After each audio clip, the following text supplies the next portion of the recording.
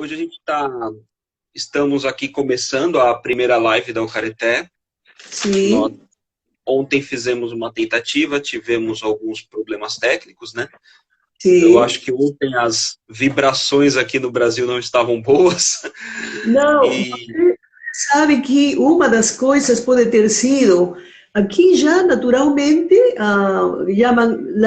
como é? O sinal está baixo.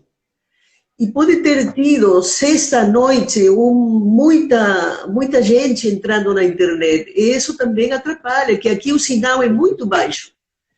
Sim. Com certeza. E a senhora está onde agora? No norte do Peru? Eu estou no norte do Peru.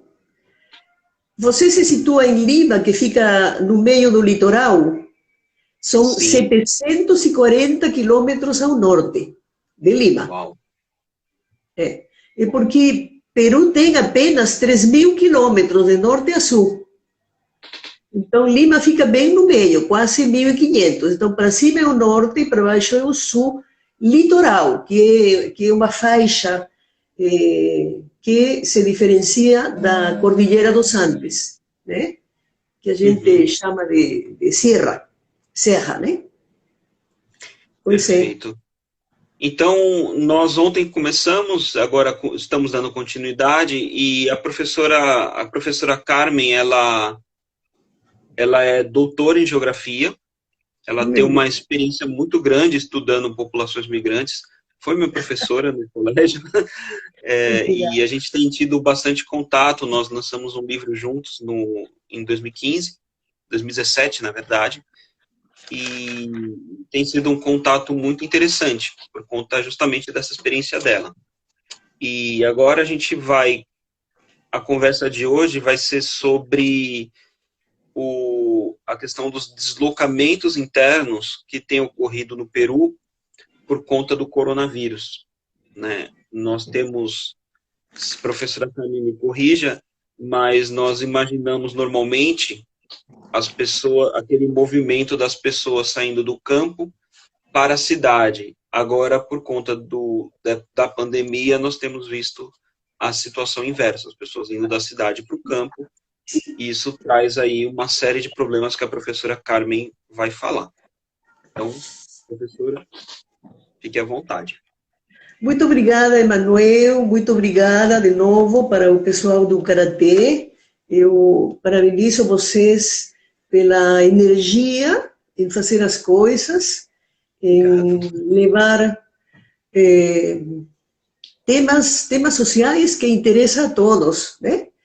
Inclusive neste momento de tanta convulsão, de tanta mudança, mas ao mesmo tempo eu acho que de possibilidades de superar isto de forma positiva, né? Eu acho que isso é importante colocar aqui, né?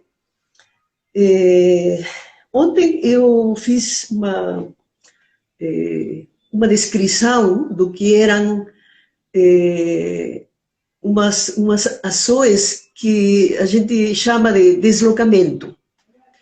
E o foco da reflexão é o deslocamento que ocorreu em Lima, desde março até continua, os efeitos, as consequências disso continuam hasta esses dias. E eu acredito que vai continuar. Por quê? Porque hoje o presidente declarou mais um mês de quarentena, com toque de recolher, que eu acho uma medida muito drástica, eu acho inclusive drástica demais neste momento. Tá? E por que eu falo isso? Porque também experiências aqui mesmo na América Latina estão demonstrando que não apenas uma quarentena resolve a questão da difusão da doença se espalhando, né, de forma quase sem controle. Eu já tinha lido sobre a Argentina. A Argentina tomou medidas muito interessantes às poucas semanas que começaram a ter os começou a aparecer esses casos de infectados. E eles focaram mais na ajuda social, muito mais que na questão de vigilância, eu chamaria assim, né? De controle. Na Argentina. Na Argentina. E exatamente na Argentina tem muitos poucos casos de mortes e de infectados, tá? Eu acompanhei muitos países, e eu tenho, por exemplo, na Argentina, até o dia 18, tinha 366 mortos e 7.478 infectados. Se eu comparo a Argentina com Peru, que tem pouca similitude em população e em território, nós vamos ter aqui que o Peru tem, para o dia 19, quase a mesma data, 2.914 óbitos e 99.483 infectados. Então, eu acho que as medidas que foram tomadas lá deram muito mais resultado positivo que as que estão sendo tomadas aqui no Peru. Esse é um dado que nós precisamos, né, analisar. Fora o... E eu comparo, porque a Argentina também adotou a quarentena, adotou o lockdown que se divulgou nestes países, sem toque de recolher. Tá? Uruguai tem uma experiência muito mais importante, mais positiva. Uruguai não decretou quarentena, olha que interessante. Uruguai apenas se focou no isolamento social e no uso da mascarilha, né, das máscaras, e alguma proteção. Mas ele focou mais na ajuda social.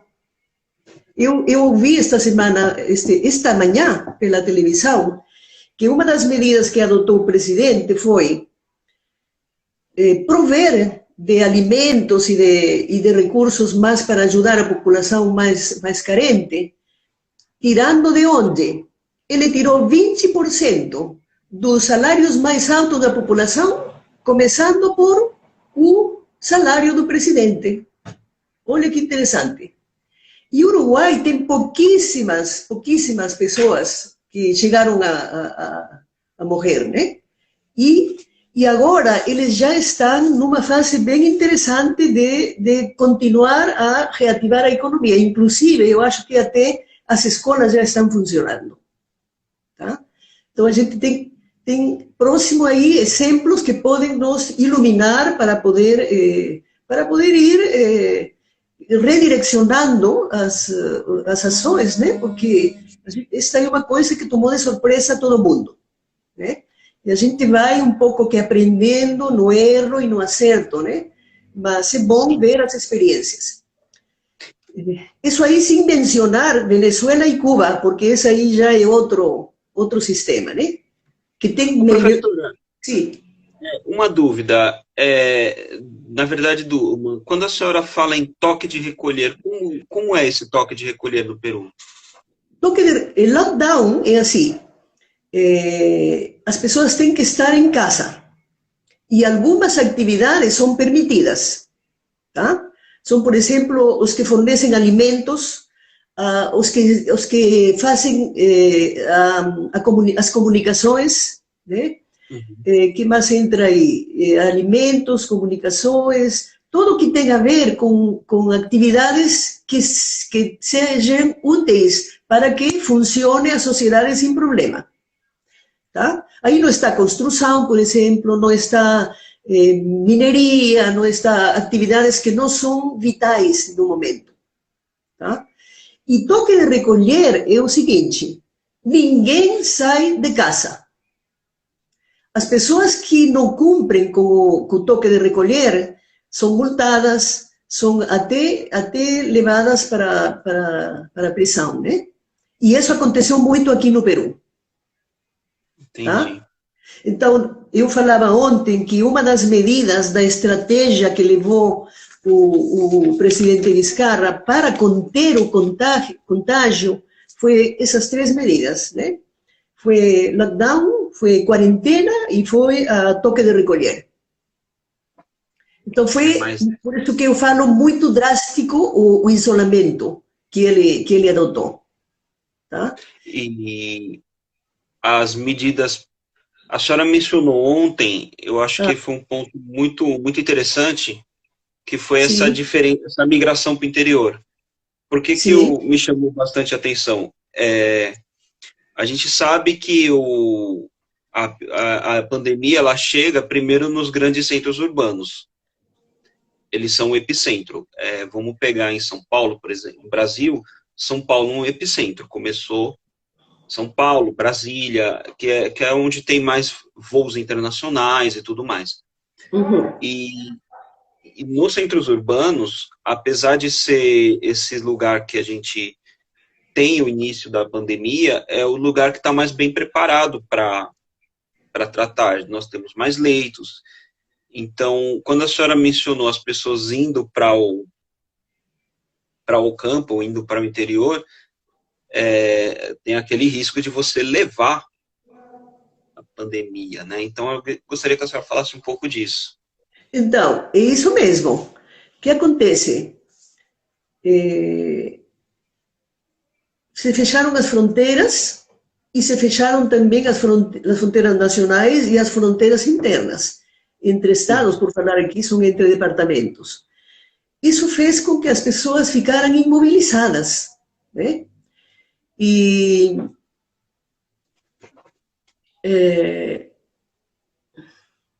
pode repetir a pergunta? Desculpa, Manuel. Você ficou... Não, o que era esse movimento de migração para o interior? Que a senhora mencionou ontem, a senhora estava dizendo, que até dos deslocados da pandemia, né? Eles se deslocam, mas ontem eu dei mencionei uns aspectos que levam a esse deslocamento. Primeiro... Sim, é isso que é interessante. Isso que você quer falar. Por que as pessoas se deslocaram? E aí eu mencionei vários aspectos, né? Esta população... Olha, eu vou fazer uma comparação também com o Chile, que eu vi hoje de manhã. No Chile, a população de Santiago, de umas cidades grandes, eles se revoltaram contra o governo porque eles também estão em falta de alimentos. Eles não estão conseguindo sobreviver no isolamento. No Peru aconteceu isso, só que no Peru não teve protestos. No Peru a população começou a desesperar-se. Depois de umas 3 semanas, de um mês, que acabou a poupança, que acabou o que eles tinham nessas semanas para comer, que eles não conseguiam pegar um ônibus porque não tinha transporte para ir para a terra deles, eles ficaram desesperados. E aí começaram a pedir para o governo ajudar para eles irem para a terra deles. E as características dessa população, eu vou de novo colocar, que são as seguintes. São trabalhadores informais. Estamos falando de que mais do 70% dos trabalhadores do Peru estão em situação informal. Essa é uma das coisas. Outra, eles estão com uma desproteção social desde a década de 1990. O que significa? Eles não têm previdência social. E uma pequena proporção dessa população accedeu às AFPs, que é a previdência privada, que é o que estão tratando de colocar já nos últimos anos no Brasil, a previdência privada. Tá? E aí eu vou mencionar já mais de 500 mil de pessoas que as AFPs foram autorizadas para devolver os aportes. 500 mil de pessoas que aportam às AFPs já retiraram parte de seus aportes para poder sobreviver nesses dias. Então a situação é bem dramática, bem forte. O outro aspecto, a Argentina focou na reativação e na ampliação, por exemplo, dos comedores populares, dos comedores para atender os estudantes. Aqui isso demorou 1 mês e meio. Só agora, no final de abril, se começou a falar em fazer alguma coisa pelos comedores populares. Então, as pessoas não conseguiram ter essa ajuda emergencial importante no momento que precisavam. Aí elas ficaram em pânico. Além dessa carência de vida que eles estão experimentando já, não é de agora, de sempre, eles falam, nós precisamos trabalhar hoje para comer amanhã. É a informalidade. Né? Então, o que aconteceu? Isso se juntou ao pânico da pandemia. Se eu fico aqui, não tem hospitais, porque o sistema hospitalar está colapsado, o que vai ser de mim? Melhor eu voltar para minha terra, onde eu tenho um irmão, um primo, um pai que ainda pode me acolher. Tá? Então, por isso que eles saíram. E eles esperaram para o governo prover de transporte, mas como isso demorou, isso provocou a iniciativa de alguns, e foi de muitos, para ir embora caminhando às suas terras. Então, esse é o quadro, entendeu? Às vezes mais de 1.000 quilômetros. Claro. De Lima para Chiclayo são 740 quilômetros. Eles estão chegando até Piura, mais de 700 quilômetros. Eles estão atravessando os Andes para chegar aonde? Cusco e Puno. Eles estão indo para Arequipa, que são outros 1.000 e pouco quilômetros, também a pé, no sul do Peru. Tá? Então, quando eu vi isso aí, eu fiquei muito, assim, muito chocada com isso, né? E aí comecei a ver. Mas o governo também, diga. Não, eu achei que tem um ponto interessante, professora. Eu fui ver também aqui a... Desculpa um pouquinho só para responder a primeira pergunta, Emanuel, que senão eu me perco. Que eles sabiam que podiam estar infeccionados e ir no caminho contaminando as pessoas, eles sabiam. Mas eles não estavam se importando. Essa que é a questão. Por isso que você quando lê os temas dos jornais, aí aparece mais forte é a fome que o medo da pandemia. Uma situação semelhante eu vi que ocorreu na Índia. Exatamente, né? Exatamente. E a Índia, o que ocorreu? A Índia ela teve medidas bem duras, né? Uhum. Só que ela não teve o auxílio social de uma forma mais ampla. Né? Então, existe uma ideia de que você precisa se isolar, ficar em casa, e isso é um consenso, eu acho que ninguém discute que o distanciamento é importante agora, sim, mas você precisa ter algum apoio para você ficar em casa também, você precisa ter alguma... E lá não aconteceu. E o que ocorreu? As pessoas foram migrando para o interior da Índia, e o governo não conseguiu gerenciar, e tem até uma cena recente das pessoas se aglomerando e eles passando como se fosse um desinfetante nas pessoas, para tentar, porque quando você leva para essas regiões também é muito complicado. Sim. Então, a gente fica num dilema, né? Que eu não sei se é, na verdade, um dilema. Né? As pessoas falam, mas eu fico em casa... As pessoas não, o governo, tá? Eu mantenho essas pessoas em casa, ou eu recupero, eu mantenho a sobrevivência delas. Só que se manter em casa e tiver um auxílio para elas conseguirem se alimentar, para elas conseguirem ter alguma garantia de, enfim, de que não vão morrer de fome, né, ou que vão ter as necessidades básicas supridas, eu acho que o isolamento daria certo. Sim, sim, eu acho que sim. É o caso da Argentina, né? O caso da Argentina, o caso do Uruguai e o caso da Venezuela. Porque Venezuela começou, inclusive, com a desinfecção dos locais populares, as 2 semanas que foi anunciado os primeiros casos.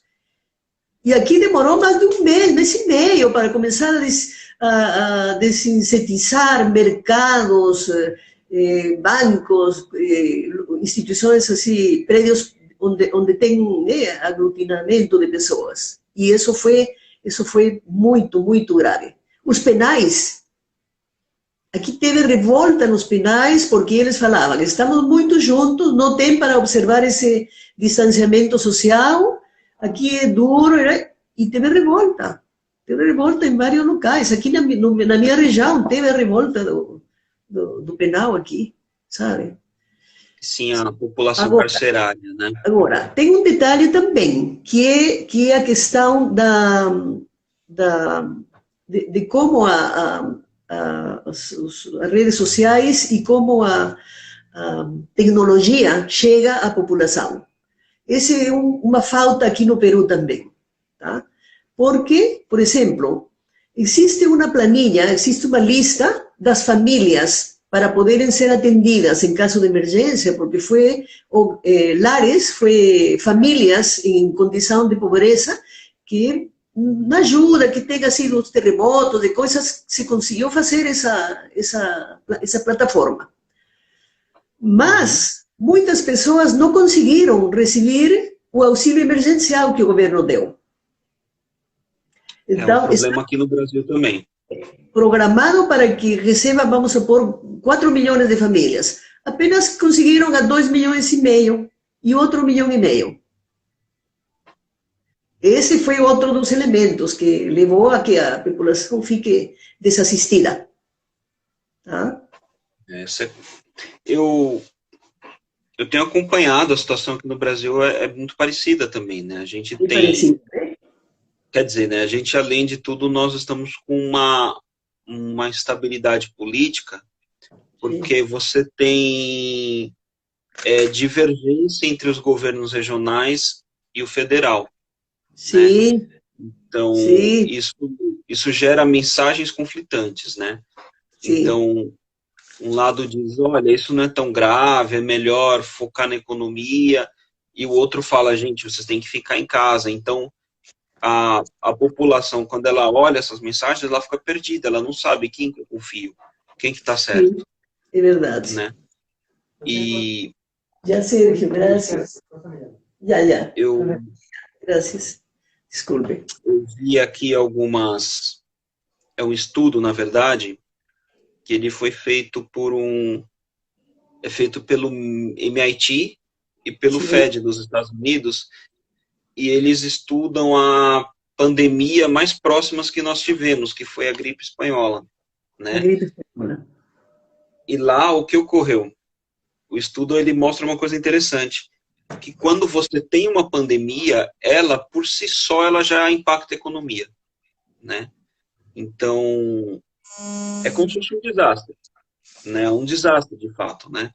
Sim. E que, na verdade, quanto mais a gente deixa essa pandemia durar, maior os estragos. Então, o estudo ele mostra que nos Estados americanos, em que você adotou medidas mais urgentes e mais assim, fortes no sentido de isolamento, a economia recuperou mais rápido e a pessoa pegou e conseguiu salvar mais vidas. O problema é que aqui, quando a gente pega os países aqui, em desenvolvimento, os países mais pobres, a gente tem muita vulnerabilidade.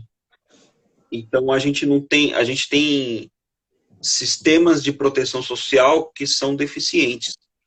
Então, a pessoa, por exemplo, o caso dos informais, ele fica em casa, mas ele não recebe nenhum auxílio, e ele precisa botar comida na mesa. Então, eu acho que às vezes a gente foca, e aí eu gostei muito da tua colocação no começo, quando a senhora mencionou o caso da Argentina e do próprio Uruguai, que não basta só isolar. Né? Isolar é uma medida importante, mas você precisa trabalhar com assistência social, né? Com auxílio social. Sim. Ou as pessoas vão ter que escolher se morrem de fome ou morrem de doença. Sim. Né? Sim. Isso eu acho muito... E mostra como nós estamos despreparados para lidar com isso. Né? E como? Agora, eu gostaria também de colocar, o Peru vem sofrendo todos estes problemas de desemprego, de empregos, subempregos, enfim, de de pobreza, extrema pobreza, né? Vão aparecendo categorias para calificar estas gradações, né, de pobreza, que começou com as políticas neoliberais, né? Como eu dei aula para vários grupos de população, eu tinha assim muitos jovens e adultos. E eu falava, olha, 1910, 12, 14, vocês não acreditam que o Brasil, para mim, é um paraíso.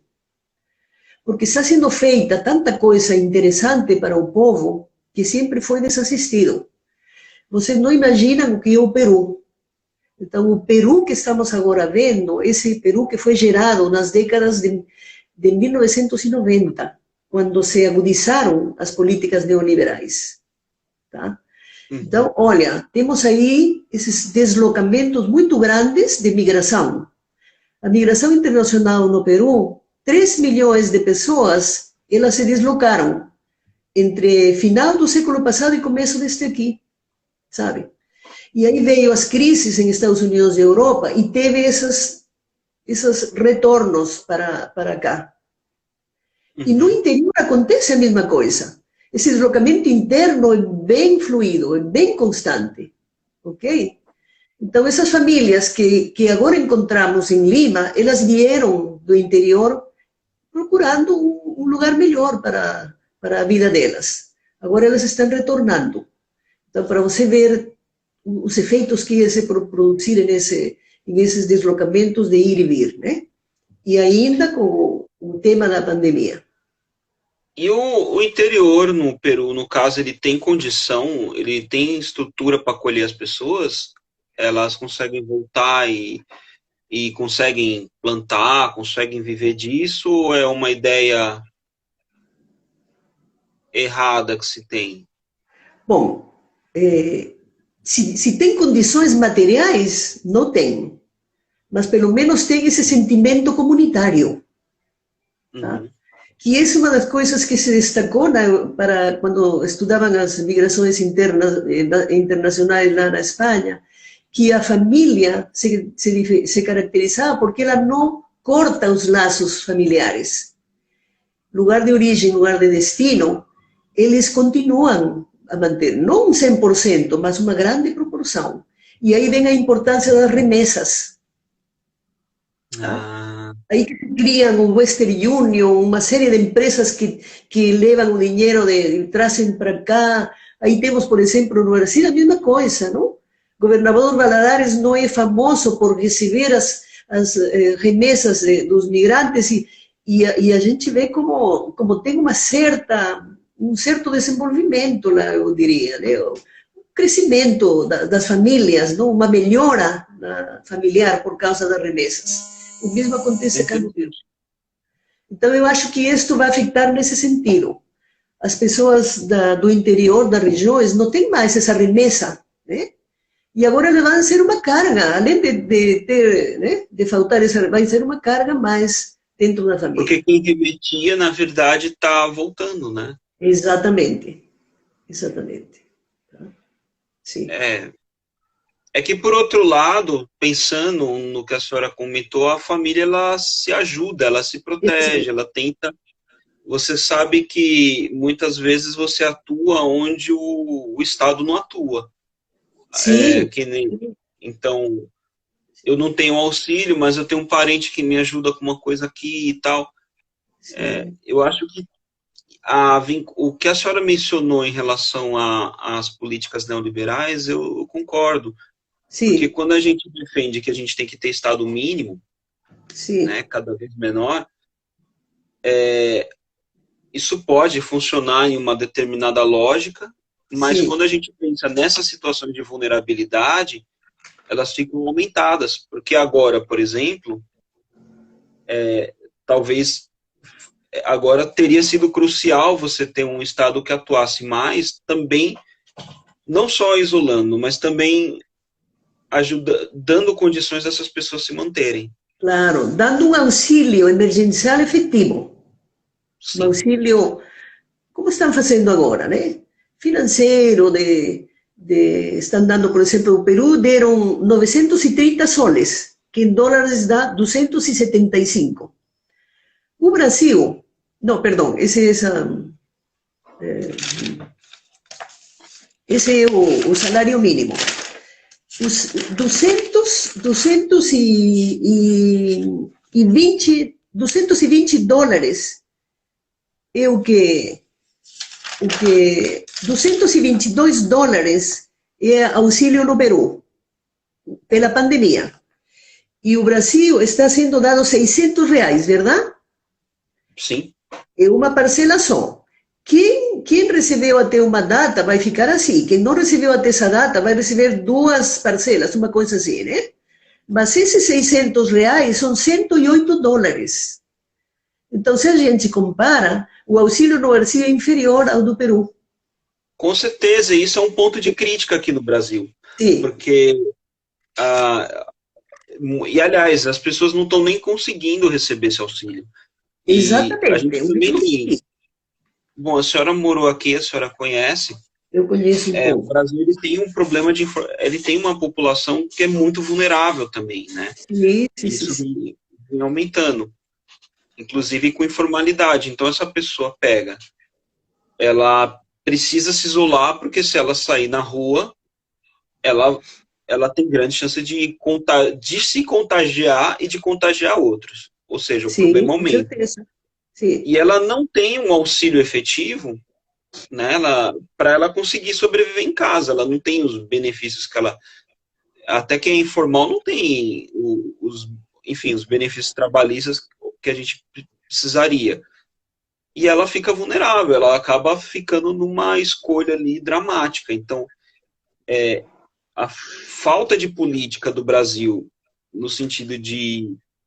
E aí é uma política muito em âmbito federal, né? Quem coordena esse tipo de auxílio via de regra, é o governo federal. Sim. E isso faz muita diferença, porque você está no meio de uma situação dramática. Hoje nós somos o epicentro na América do Sul, pelo menos, né? O Brasil já bateu recorde de mortes de pessoas num dia. Nós estamos com quase 20 mil mortes. Sim, sim. Né? Isso se considerar que a gente não está testando adequadamente. Então, na verdade, se estima que, na verdade, a gente possa ter mais de 50 mil mortes, né? Porque o Brasil tem dificuldade até para testar. E somando isso com um quadro que você não tem um auxílio bom, você não tem um auxílio que efetivamente permita as pessoas sobreviverem, você não tem uma linha de crédito adequada para o pequeno empresário se manter. E você tem, ainda por cima, mensagens conflitantes, então é uma tempestade perfeita aqui, né? Então, olha só este dado, Emanuel. Não é apenas que elas não tenham agora como se sustentar. No curto prazo, eles não têm. No Peru, tem 1.216.000 de perda de emprego. Ou seja, mais de 1 milhão de pessoas perderam o emprego. Uhum. Elas não têm condição de voltar para esse emprego. Não têm a segurança e essa incerteza. Entendeu? Então, o quadro é bem complicado. Eu acho até que nós estamos começando a ver os efeitos econômicos. Sim. Vai ser bem duro. Vai ser bem duro. Existe, professora, uma discussão que é bem interessante, que a gente tem tendência de, nos próximos anos, a gente ter mais pandemias, por uma série de fatores. Sim. Mutações do vírus, a gente tem um problema aí de mudança climática, que tem chance aí de levar epidemias que não existiam em uma determinada região para essa região. Então, tem uma coisa que eles chamam hoje, que é a caixa de Pandora das pandemias, que é aquele solo congelado que a gente tem no Ártico, que tem material orgânico aí de muito tempo e que às vezes congelou doenças antigas. Então, com o derretimento disso, dizem que a gente tem chance de ter doenças que a gente não via há muito tempo. Então, esse cenário de pode ser que sim, pode ser que não, mas esse cenário de que a gente possa enfrentar mais situações como o coronavírus é um cenário real e que precisa ser considerado. Sim. E aí é preciso, na verdade, a gente, os estados, né, a sociedade discutir isso a sério para fazer uma política para como vai lidar, se precisar isolar, como que vai fazer para manter as pessoas, né? Como que a gente vai lidar com situações iguais ao que estão ocorrendo agora? Porque é possível, é plausível dizer que teve o coronavírus agora e que a gente possa vir enfrentar mais algumas pela frente, né? Não se sabe quantas, mas tudo bem, agora ninguém imaginava que ia acontecer, né? Acho que a gente pode dizer que o corona pegou quase todo mundo de surpresa. Sim. Mas será que dá, com as lições que a gente aprende agora, será que dá para ignorar esse risco para o futuro? Essa é uma pergunta bem interessante, Emanuel. Eu estava bem esperançosa de que quando as pessoas falavam, quando voltemos à normalidade, né? Quando voltemos à normalidade, estou guardando isto até isto passar e voltar à normalidade. Mas eu sempre questionava, mas a que normalidade vamos voltar? Essa é uma coisa que nós temos que responder. Será que eu quero voltar a essa normalidade antes da pandemia? Eu acho que seria um absurdo voltar a essa normalidade. Estou falando no sentido de eu, indivíduo normal, me preocupo por mim mesmo, né? Não tem nada a ver com temas ecológicos, eu vou procurar meu bem-estar, superação pessoal e tal. Será que é isso, né? Tá. E aí vem o tema. Como é que esta pandemia está sendo vista pelas pessoas? Né? Você acha mesmo que alguma coisa mudou nas pessoas? Alguma coisa teria mudado nas autoridades? Alguma coisa teria mudado nas lideranças? Né? E vamos ter um cenário novo passando isto aqui? Eu não sou muito otimista, na verdade. Eu acho que algumas coisas alteram, né? Eu acho que, pelo menos, surgem discussões, surgem ideias que antes a gente deixava de lado, e a gente começa a entender que antes de sermos das nossas posições políticas, das nossas nacionalidades, nós somos humanos. Então, quando você tem um ser humano em qualquer lugar do planeta que ele está em uma situação de vulnerabilidade diante de uma pandemia, né? Eu falo isso por conta de um artigo do Harari, o historiador israelense. Ele fala: cada um de nós, em qualquer uma situação que sai do controle em qualquer lugar do planeta, é problema do planeta inteiro. Não é problema só de um país, não é problema só de uma cidade, ou não é problema só daquela pessoa. Porque você tem um vírus que tem chance de criar uma mutação ali, né? E ficar ainda mais grave e afetar todo mundo. Então, na verdade, isso mostra que nós estamos muito mais conectados do que nós imaginamos.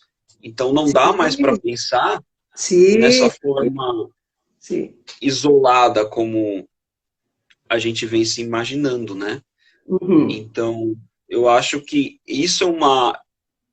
Eu não sei se os governos ou se as pessoas vão pensar isso, né? Mas isso é uma questão que a gente precisa debater a sério, que não dá mais para pensar o mundo dessa forma, né? Eu achar normal uma pessoa, tanto o campesino no Peru, quanto o informal aqui no Brasil, os povos originários, eles estarem numa situação de vulnerabilidade e achar que isso não é problema nosso, isso é problema nosso também. Claro. Mas vamos a esperar para ver se as autoridades, os responsáveis, vão a implementar medidas que realmente façam a diferença. E isso que seria interessante, né? A partir desta experiência de carências, de ver o que está por trás dessa esse deslocamento? O que está por trás dessa crise hospitalar, não é? As políticas não ajudam para todo mundo, né? Enfim. É verdade. Eu quero fechar isto aqui porque eu gostaria de tocar um tema mais relativo a isto, que é a solidariedade e a discriminação com respeito à pandemia. Eu gostaria de tocar esse ponto, mas eu quero fechar aqui com uma coisa que me deixou menos otimista. Eu estava, como eu falei para você, estava mais otimista de que passando isso, nós poderíamos fazer essa normalidade diferente depois. Mas eu li um artigo da Saskia Sassen, que é socióloga muito famosa, né, que ela trabalha com as instituições financeiras, economia e tal, e ela falou o seguinte: olha, eu gostaria de ser otimista, mas no tempo de vida que eu tenho, eu já passei por guerras e por pandemias, e nenhuma pandemia levou a uma transformação social. Isso aí me tocou também. E por quê? Porque nós temos uma coisa que sempre fazemos, que é esquecer.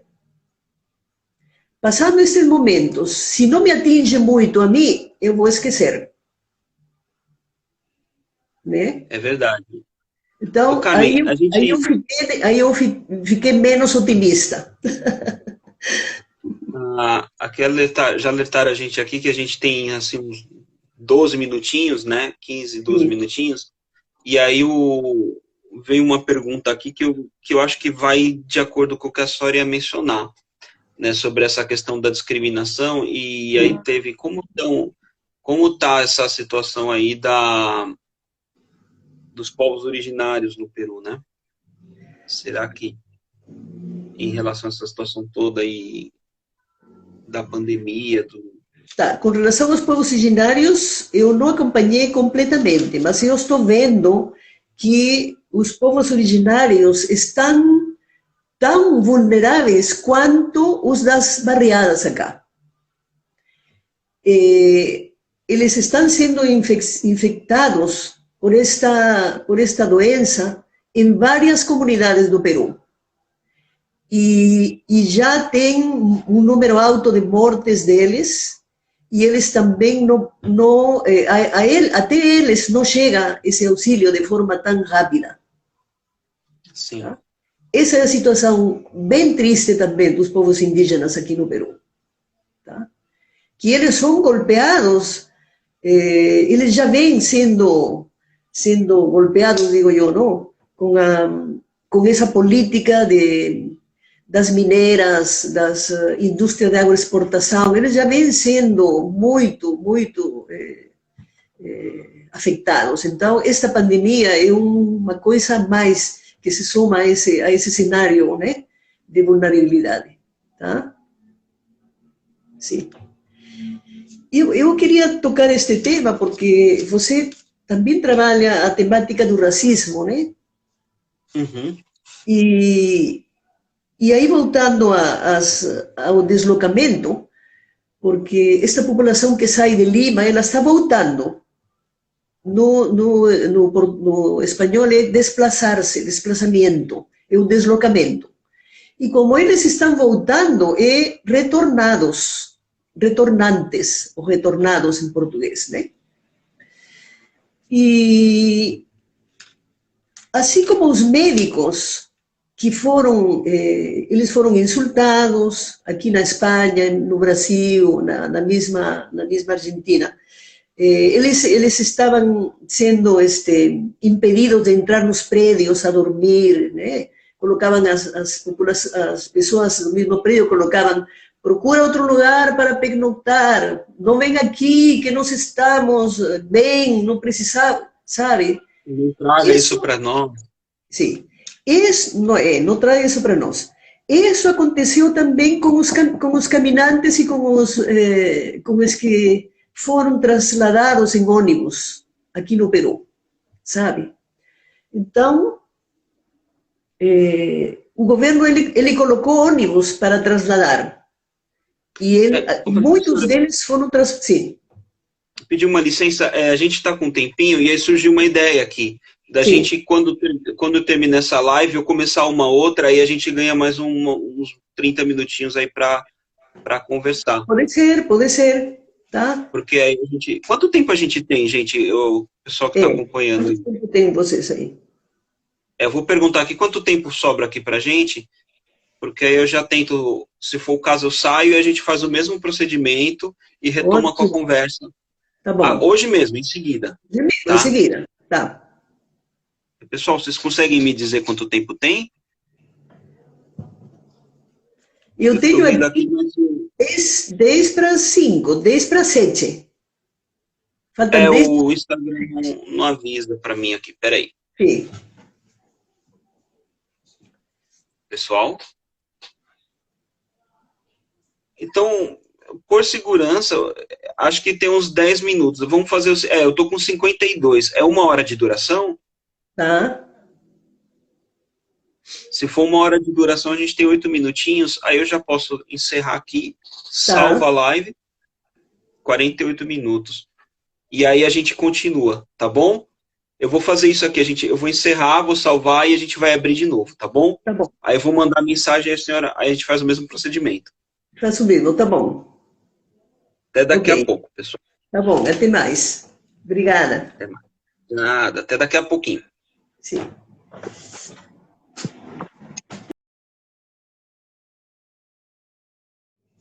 Pronto, vamos voltar. Desculpa interrompê-la, professora. Não, tudo bem. Eu consegui, eu joguei a live no Instagram TV, mas acho que a gente vai tentar dar uma olhada depois e ela vai, para tentar deixá-la disponível por mais tempo, tá bom? E aí quem não conseguiu assistir agora, consegue assistir depois. Ai, que ótimo. Não sei se a gente consegue, eu acho que sim, né? Mas vamos lá. Então, nós estávamos no tema sobre o otimismo, e aí, será que é para a gente ficar otimista com essas transformações, com essas mudanças? Ou vai ficar tudo do jeito que está? A senhora mencionou até o caso da Saskind, né, da socióloga, que analisa bastante a questão do mercado financeiro e tudo mais, né? Então, vamos lá. Tá. E aí fechamos com esse tema e estava propondo que a gente tocasse a questão da discriminação das pessoas em relação à pandemia, né? Perfeito. Pandemia. Bom, o peruano se caracteriza por ser comunitário, né? Porque ele é solidário, né? Das migrações, você vê que eles conservam os laços, as remessas é um vínculo que os que saem ainda mantêm com a família, né? Com a terra natal. Mas também esse medo da pandemia foi uma coisa muito forte aqui, tá? Com relação aos médicos, não vi notícias, não sei se tem, pode ter, mas eu não consegui ver até agora. Mas eu vi sim com a questão dos que foram deslocados, tá? O que aconteceu?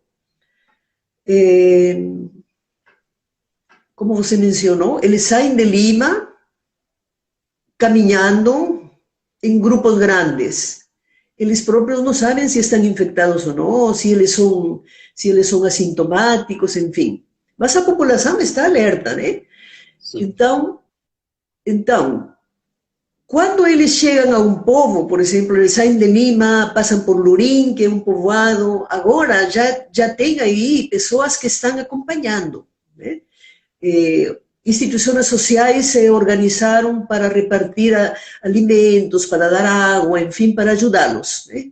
Mas tem cidades que são muito pobres. Então, uma das coisas que aconteceu é que tanto de Lima quanto das cidades regionais que voltam para cidades mais do interior, o que aconteceu? Que a população não deixou eles entrar na sua cidade.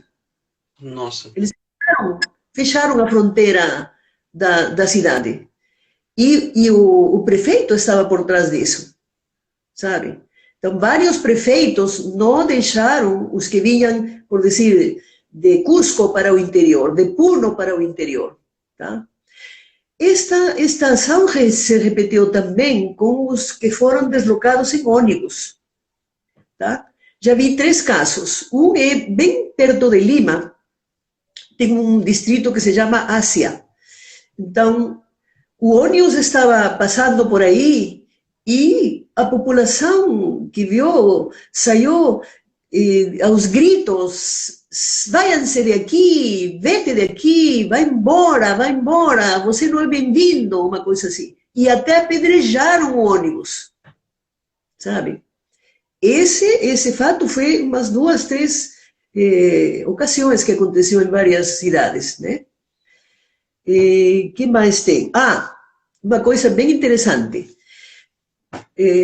Apesar que não teve durante vários momentos um alinhamento entre as ações, não teve um alinhamento entre as autoridades do governo e dos governos regionais, assim como você mencionou aqui no caso do Brasil, aqui também não teve esse alinhamento.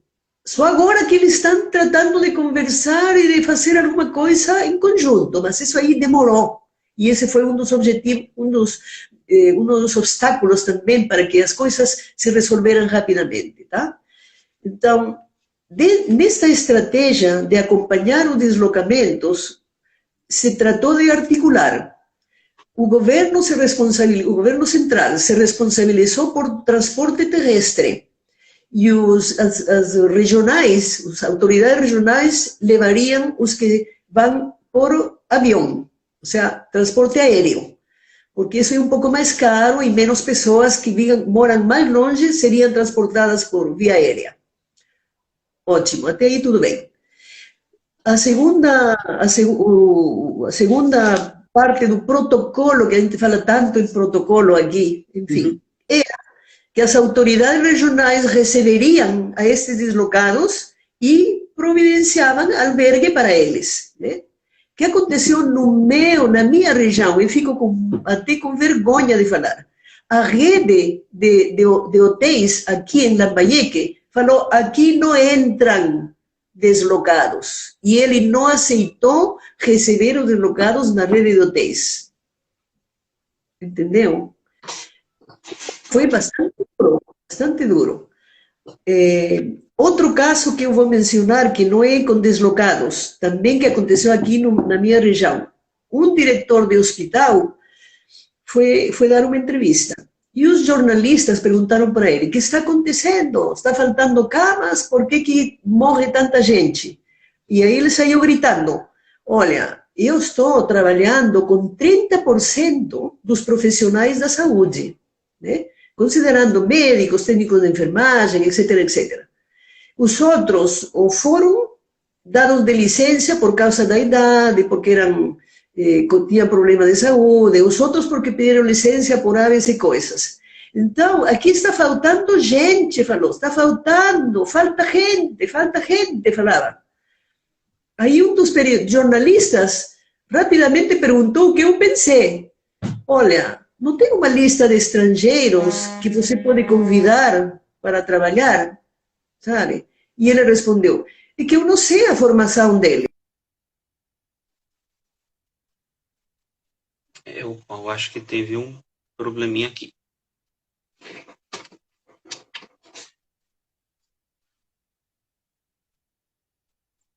A internet tem dessas. Mas, para quem chegou agora, nós estamos fazendo uma...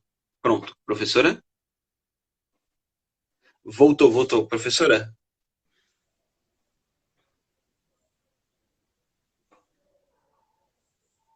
Caiu de novo? Não, mas voltou. Caiu, mas levantou rápido. Que estranho. Bom, tá. Então, para você ver, aí já temos um caso de eles não aceitarem os estrangeiros, né? Coisa que mais 3 semanas depois, a instituição E-Saúde de Peru, de Lima, estava contratando venezuelanos. Por quê? Porque tem falta de médicos especialistas, tá? Então é isso. Então foi bastante duro. Os deslocados, eles foram rejeitados, insultados e até apedrejados, em alguns casos, né?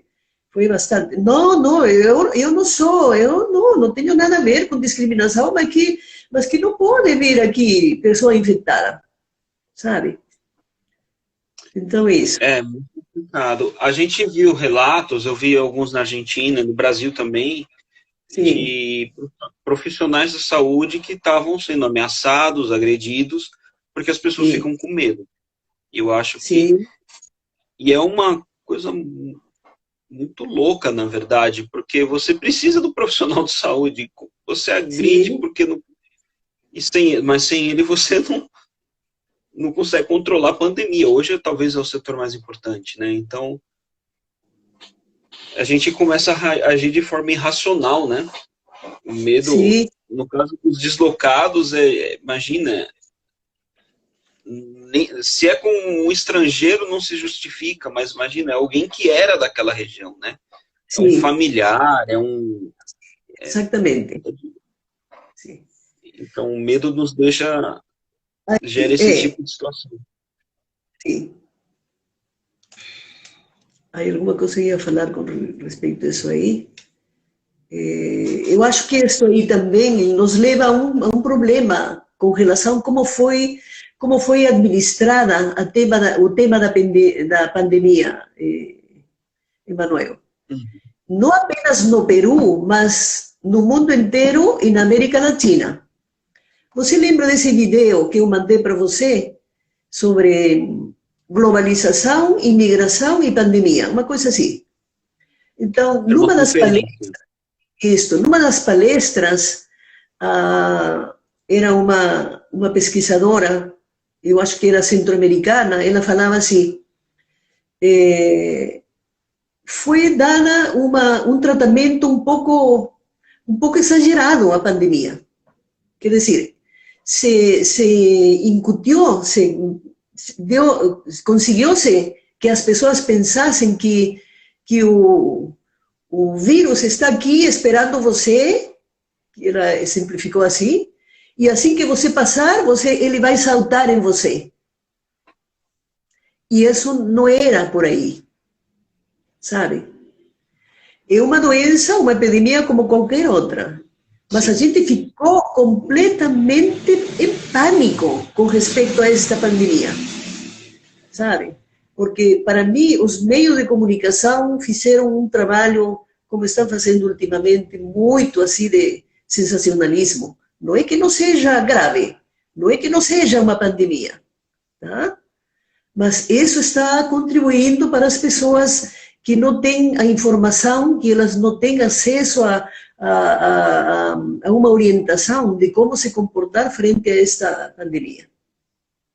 É porque eu imagino, professora, que a gente tem passado por uma situação que a gente está sem conseguir agir com serenidade.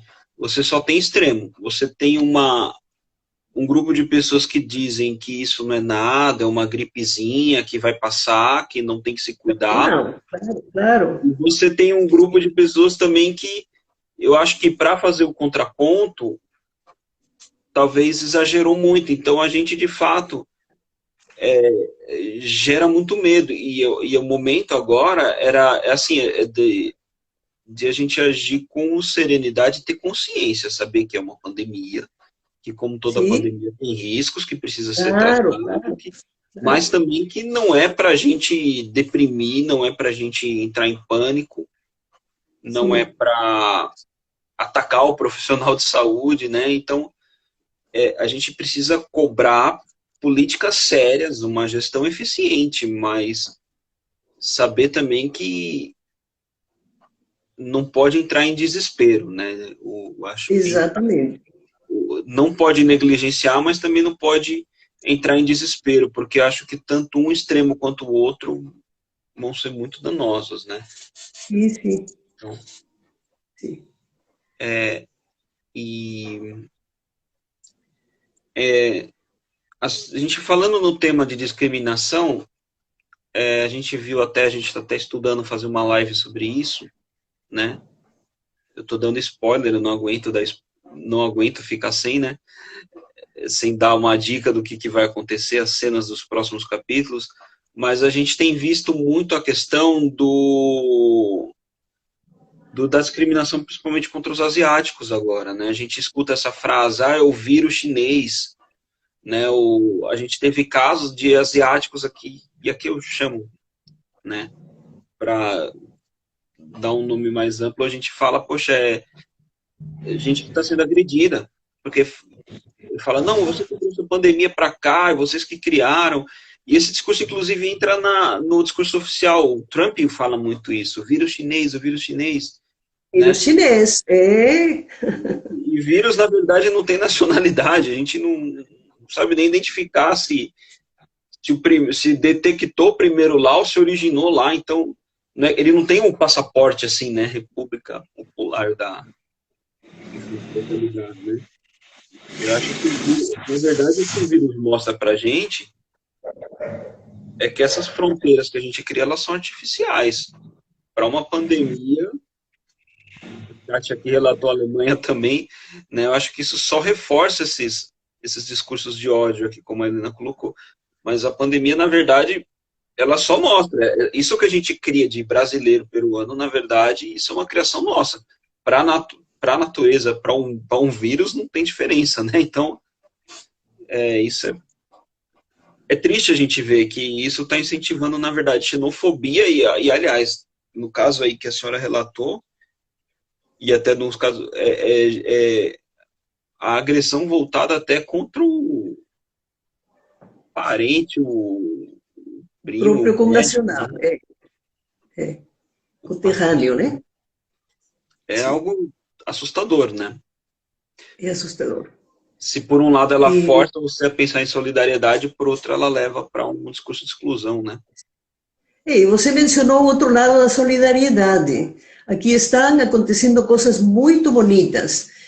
Acabei de ver também hoje de manhã, que eu sentei assistir à televisão, que tem uma cidade que se chama Guampani, que é próximo de Lima. E como de Lima estão saindo muitas pessoas, aí se criaram vários albergues, né? Então, as pessoas não podem ir à sua terra se elas passarem por uma quarentena, né? Então, eles pernoctam aí, alguns deles, outros passam, quem sabe, para outro lugar, porque em outro lado vão ir a ficar no albergue, ou já foram albergados em Lima, em algum lugar, ficaram e o ônibus passa levando eles. Então, eles também estão repartindo alimentos, estão repartindo uma série de artigos que eles precisam, né? Então, tem justamente a ministra do Interior estava conversando com um dos organizadores dessa associação e eles estão trabalhando assim para coletar doações, né? E ajudar a este povo que está se deslocando. E depois tem também quem está ajudando se chama a olla comunitária, né? A panela comunitária, também eles estão fazendo comida em lugares comunitários, né? E o governo já anunciou que vai reativar muito os comedores populares também, né? Então, eu acho que por esse lado também está tendo experiências bem interessantes. Ah, com certeza. E foi interessante mencionar isso, porque a gente lida, quando a gente está diante de um problema, a gente usa as soluções que a gente já conhece, né?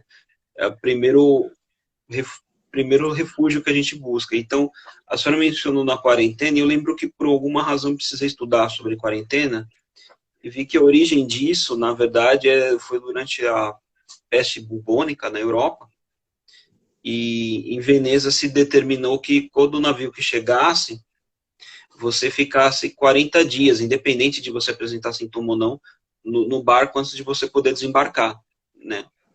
E por isso quarentena, dos 40 dias, isso vem do dialeto de Veneza. E isso acabou dando certo lá, porque o período de incubação do vírus, lá da peste bubônica, era 34, 35 dias, então funcionou. Então, quando a gente está diante de um problema, a gente vai buscar soluções que a gente já adotou. Então, a gente lembrou desse caso de Veneza, lembrou daquilo.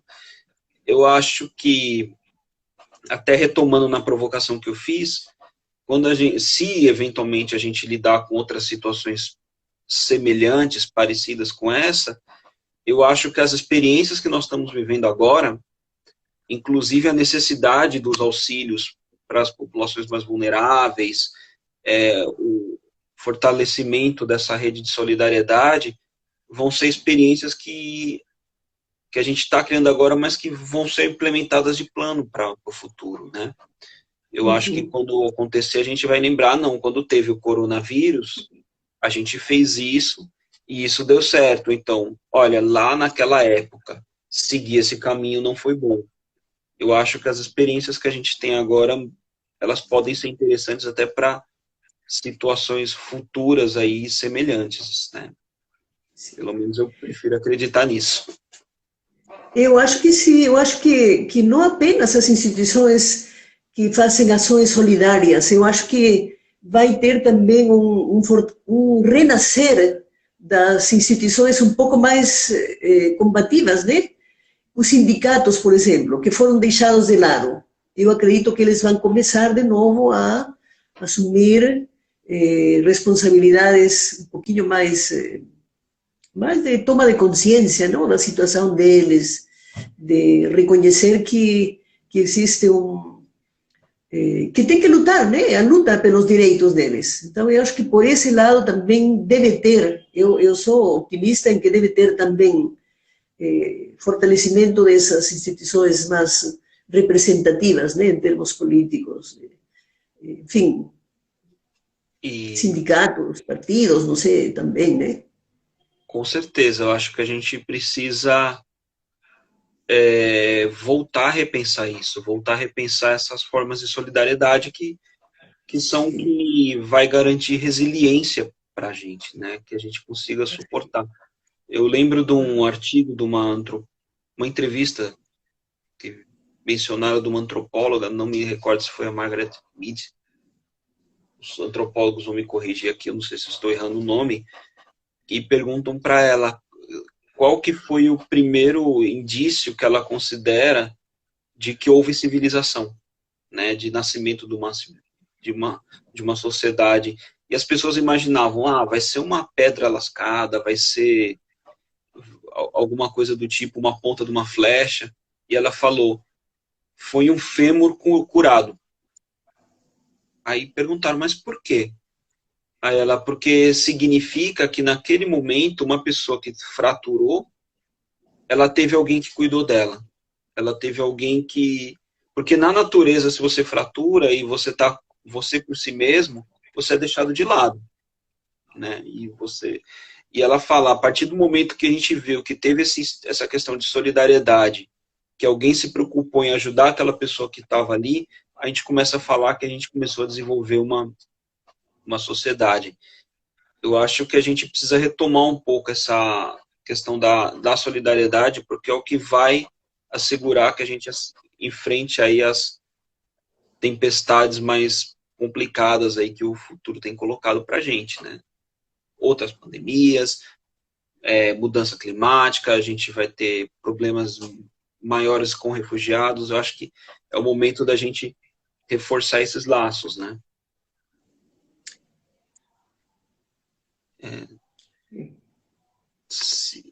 Vamos lá, gente. Se alguém quiser fazer alguma pergunta aqui para a professora Carmen, fiquem à vontade.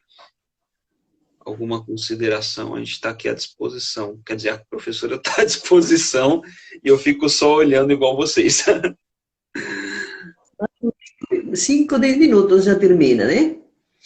Eu acho que tem mais tempinho, dá para conversar mais. Sim. E aí, gente, alguma ideia? Alguém quer pontuar alguma coisa? Quer tirar alguma dúvida com a professora?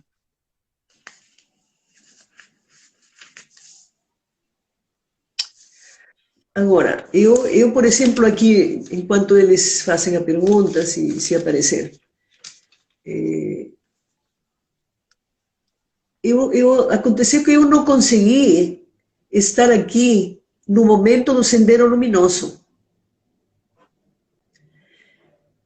Eu fui para o Brasil em 83, e a partir de 1982, que começou a difundir-se todas as ações do Sendero no Peru. Então, o marco que é mais grande, 85, 90, até 92, que o Fujimori deu uma parada, né? Foram os piores anos de Sendero Luminoso. E eu não campanhei de forma direta. Mas quando eu vim aqui, eu sentia um pouco esse pânico que está acontecendo agora, sabe? Lá, as ruas, esse toque de recolher era permanente. As ruas eram protegidas por policiais, por gente do exército, né? Das Forças Armadas. Então, transitar por aí era terrível. Tá? As cidades inteiras eram assim, militarizadas, nesse sentido. E o povo andava em pânico sempre. Com medo, né? Com medo, tá. Mas o que eu queria chegar é que, quando eu conversava com as pessoas que iam para o Brasil por causa deste problema aqui, elas se sentiam muito unidas, porque sentiam que tinham sido vítimas de uma coisa muito dura aqui, eram sim.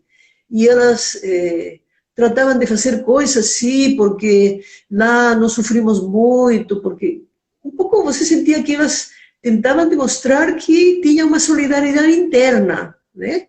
Uhum. Mas eu não senti isso agora. Faltou essa coisa de desprender-se do sentir esse pânico pessoal a tratar de pensar no pânico coletivo. Eu não senti essa coisa mais aberta. Demorou. Agora está começando as pessoas a pensarem assim de forma mais no outro, né? Mas nos primeiros meses, eu aqui tenho amigos, eu não tenho assim autoridades, não sou amiga de próxima de autoridades novas. Na época eu era. Então eu ligava para eles: gente, o que estão fazendo? Vamos nos reunir, vamos fazer uma associação para coletar dinheiro. Gente, o que está acontecendo? Estava todo mundo em casa. Ninguém queria sair, sabe? Isso da quarentena, da reclusão, foi tomada assim, ao pé da letra. E eu não entendia. Eu falei: não, alguma coisa está errada. Não pode ser. Então, e aí cai no que falou essa socióloga, no esquecimento. Eu acho que essa foi uma outra geração, né? As que passaram por esse problema na década de 80, 90, elas nasceram 30, 40, 50 anos antes. As que estão agora passando, elas nasceram 40, 50 anos antes. Quer dizer, quando já acabou o problema do Sendero Luminoso. Entendeu? Então, essa lembrança coletiva, não sei o que aconteceu com isso aí, mas eu não senti. Demorei a captar, a perceber onde que está essa. Começou agora, mas nesses 2 meses foi raro. Professor, a gente tem uma pergunta aqui, que é a Sim. seguinte: qual que foi o critério utilizado para a distribuição, para o auxílio, para essa distribuição de renda aí no Peru no período de pandemia? Como que isso foi feito? No Peru, eles se basaram numa lista, se chama planilha, pode ser planilha também. Em 2017, se fez um censo de famílias, que é aqui o censo de hogares, né? Que ele involucra em torno de 3,5, 4 milhões de famílias, tá? Então, essa foi a base para considerar quem tinha direito a esse auxílio emergencial. Mas muitos desses 4 milhões não conseguiram ser contemplados nesse auxílio. Por o que eu falei antes, eles não têm internet, eles provavelmente, de alguma forma, não conseguiram informar-se, E fora esses 4 milhões, tem muitos mais. Aqui, por exemplo, eu tenho uma lista. A pobreza no Peru é de 6.593.000 pessoas. Quer dizer, 2 milhões já estão fora dessa plataforma. Tá? Então, essa plataforma foi a base. A partir daí, se chegava às famílias. Algumas delas, eu acho que numa primeira entrega dos bonos, se chama bono, né? E que consta no que eu falei para você, de $222, que foi entregado em 2 parcelas, 380 na primeira e 380 no outro mês. Mais ou menos umas 2,5 milhões foram contemplados, foi repartido. A questão da internet, eu falei também que foi um obstáculo para isso, porque, enfim,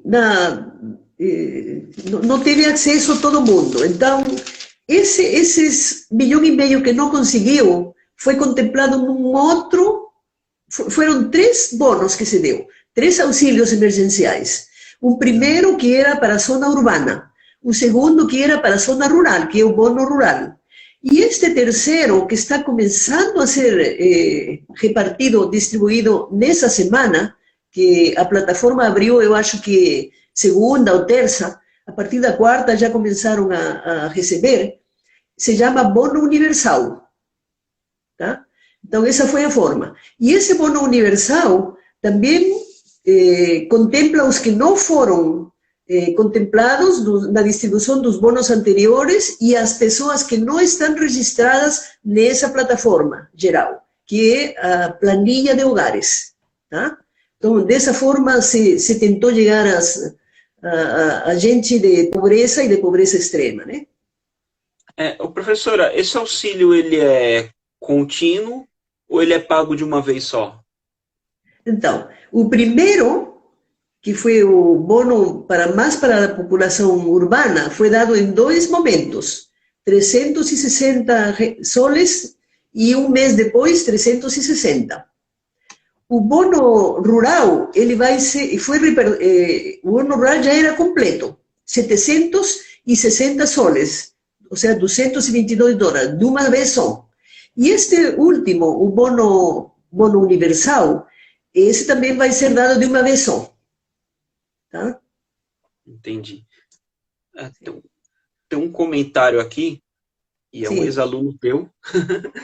Ai, que ótimo. E ele coloca, é bem interessante, né? Gente, eu estou com dificuldade de acessar, peraí. A globalização já vinha sendo colocada em xeque, né? Já havia sendo colocada em xeque por uma série de governantes, como Trump, e agora na pandemia, muitos países se viram dependentes da China para todos os tipos de suprimento.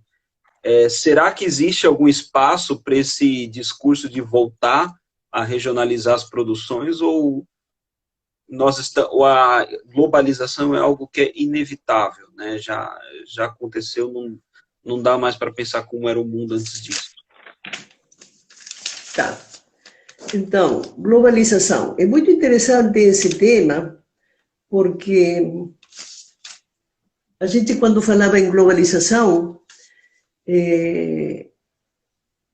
tratava de entender de que a globalização não involucra, por exemplo, a todos os atores, a toda a população, a todo o território nacional. Essa globalização é em função da necessidade, né? E, por exemplo, São Paulo é uma cidade global. Mas se eu falar aqui que minha cidade é global, para nada. Então, essa é uma primeira coisa, com relação à globalização. Não que não exista, não que determinados territórios, determinados atores, determinadas atividades econômicas sejam feitas nessa dimensão global. Perfeito. Tá? Mas, a partir de aí, a questão que foi colocada também, que está ele colocando, se essa globalização vai perdurar ou vai ter um pouco uma volta para o local, eu acho que sim. Eu acho que, a partir dessa experiência, tanto o nacional como o local vai ser um pouco mais considerado, né? Eu acho que vai se voltar também para reforçar as atividades que são próprias da nação, de uma cidade, né? Ou seja, não estar muito olhando para o global, por causa disto justamente. Eu acho que sim. Eu acho que vai dar-se importância tanta, não sei quanta, não sei, mas sim, vai ter uma mirada hacia o que é o nacional e o local, tá? Essa Talvez me parece não. que é uma percepção, né? Acho que talvez algumas questões vão continuar sendo globais e outras acho que vai ter um reforço de voltar a priorizar a Claro, produção local. eu acho que Beleza. sim. Eu acho que sim. Mais alguma questão? Alguém mais alguma quer fazer mais alguma colocação?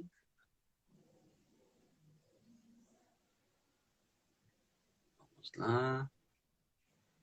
Bom, foi meio longa a live. Nossa, que interessante. Eu pelo menos eu gostei, não sei o pessoal. Mas De alguma forma, tenha tocado interesses, não? A gente não pode agradar todo mundo, mas é bom que saibam o que está acontecendo, porque às vezes a mídia não informa, né? é O que importante, acontece em outros países. Acontece aqui no Peru, assim como acontece no Brasil também, né? até para a gente aprender um pouco, né? Bom, pessoal, acho que vamos ficando por aqui hoje, né? O vídeo vai ficar disponível, eu vou tentar dar uma editada nele, pedir auxílio aí dos experts também, mas eu acho que a gente tenta deixar isso pronto para disponibilizar aí nos canais do Careté. Para quem está conhecendo, fica o convite aí para seguir a gente e acompanhar aí os próximos conteúdos. Professora, muito obrigado, foi um prazer enorme revê-la. Eu que E agradeço. E vamos rezar, porque esta quarentena está me fixando aqui em Chiclayo, viu? Você sabe que agora em maio 24 terminaria a quarentena, mas ele foi prorrogado até 30 de junho, a quarentena, com toque de recolher. Então, eu espero chegar lá um pouco equânime, não tão, não tão tensa como eu estou ficando nestas semanas. Espero que todos fiquem bem, né? Que esta pandemia vai nos ensinar muita coisa, então vale a pena curti-la com os olhos bem abertos, né? aprender, vamos ver que lições a gente consegue e quem sabe a gente Sim, com busque certeza, com certeza. uma normalidade um pouco mais solidária, né? Não essa loucura que a gente vivia. Nova normalidade, né? Uma nova normalidade. Assim como a gente falava do deslocamento pandêmico, né? Exato, né? Então é isso, Sim. pessoal. Um abraço aí para todos. Fica o convite para os próximos conteúdos e é isso. Até mais e quem não seguir, segue o Careté que a gente vai Obrigada. publicar bastante coisa interessante. Beijo, tchau. Obrigada. Tchau, tchau. Tudo de bom.